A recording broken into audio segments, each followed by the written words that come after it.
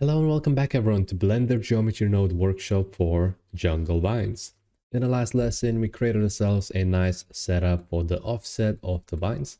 Now we're going to continue on making some finer adjustments. We're actually going to make some random generation of points across the mesh as well.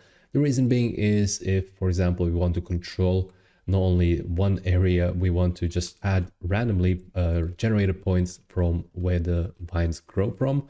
We want to make sure we get to do that as well. Right now, if you move this around, we can see that it creates some nice vines coming out of this point over here. But again, let's go ahead and make some nicer points coming out of this section as well. So if we go all the way back from our geometry setup, we go on to where it says shortest edge paths. This is where we actually create ourselves the setup. So this place over here, and just going to go ahead and lower this down a little bit like so. We're going to minimize this. Actually, we're going to make this smaller by clicking on this arrow over here, just to make it more manageable, just like that. And now we have ourselves opened up the space to create some random points. So we could technically make use out of the random value like this one over here, but the thing is that it's not actually going to create us random values. It's going to give us across these lines over here. So if we attach this like so and get ourselves with actually, I think, smaller value, just like that, you can see that we're getting these kind of lines, we're getting these edges coming out of the exact same spots that we're basically deselecting the paths from. And it's just going to give us some broken up paths. So we want to generate random points that are coming out of the line itself, out of the mesh itself.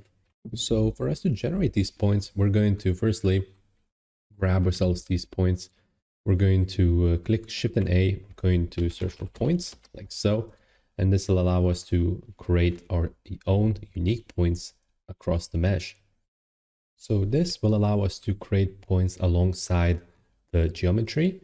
We can set this to something like free, for example, and it'll give us points in the area. If we click Control Shift and tap, we can see that we're creating these points over here.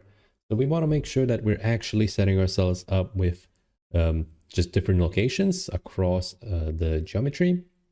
For us to do that, we're going to sample index from the position of the mesh. We're going to click Shift and A. We're going to search for sample index like so. We're going to select this one over here. And a quick thing, if it's not at the top in the selection, you can, whilst just having your mouse off to the side, for example, you can use your arrows to scroll through them. And then once you have the highlighted one, like in this case, sample index, I can click enter, and this will give me the sample index. So for this, I'm going to go ahead and add this value onto the position like so. Of course, it's not going to do anything because we need to set ourselves up with the right sample index. So this is going to be a vector based because it is within the 3 dimensions. We're going to actually reconnect this real quick like so. And now we need to make sure that this is, well, we're going to keep it as point. We're going to be basically selecting the points of the mesh, and the value itself, we're going to grab the position of the geometry. So let's go ahead and grab the position of the geometry just like that. And as for the selection, we're going to grab the geometry.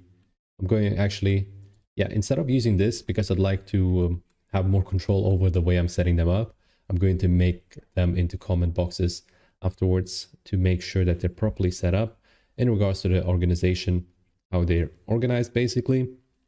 I'm going to go ahead and create a new group input. So group input over here, going to grab the geometry from this, and I'm going to make use out of this group input geometry to grab the main size. So this will determine basically the point count. We're able to grab ourselves the point count out of this in order to get it for the index. The thing is that we also can randomize it, which points we're picking up basically. And for that, we're going to go ahead and actually grab a random value like so. And this is going to be maximum like so. I'm just checking. Yeah. So the minimum is going to be 0, which we're taking it up from. And the maximum is going to be set to the point count. And we're going to pick a random value from that, which we're then going to attach it to the index like so. And then we also need to determine, actually before that, we need to subtract 1 because the index starts from 0. We need to just take away, from the point count because this one starts from 1, and we need to make sure it's in the right direction, in the right places. So we're going to grab ourselves a map value. We're going to subtract a 1 to make sure it matches the value of an index, basically. And then afterwards, we also need to set it up with the geometry to sample the index from, which we're not going to be taking it from the group input geometry. The reason being is that we need to grab it from the, where is it, volume to mesh. The volume to mesh is over here. We're going to go ahead and grab this from volume to mesh, like so. And there we go. We're going to get ourselves these points. If we increase it, we can actually see that it's shaping in regards to how the Suzanne is set up. So that's exactly what we're looking for. And they're going to be scattered randomly across, which is pretty nice. I'm going to go ahead and just set it to free, like so. And let's go ahead and make use out of these points in order to actually add it onto, if we have a look, onto the shortest edge path. So over here. So instead of using the random value, we're going to make use out of these and sample them with the geometry proximity.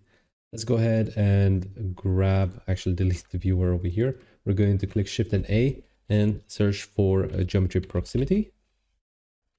Geometry proximity. There you go. Let's go ahead and attach this to the points. So we're just basically picking up the points, and we're going to make sure that they're getting attached as closely as possible to the mesh.